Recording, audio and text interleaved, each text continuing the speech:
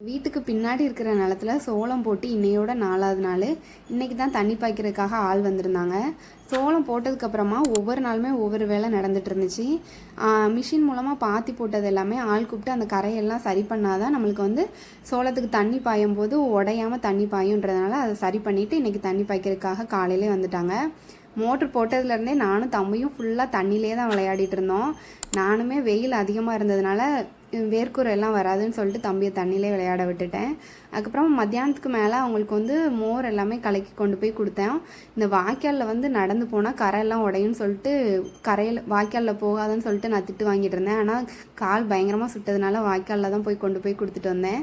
அப்புறம் கொஞ்ச நாளைக்கு முன்னாடி என்னோடய தம்பி ஃபிஷ் டேங்கில் சார்க்கு பிளாக் கலரும் ஒயிட் கலரும் வளர்த்துட்டு இருந்தான். அது கொஞ்சம் பெருசானதுனால அவன் தொட்டியில் போட்டு வளர்த்துக்கோக்கான்னு சொல்லிட்டு என்கிட்ட தந்தான்.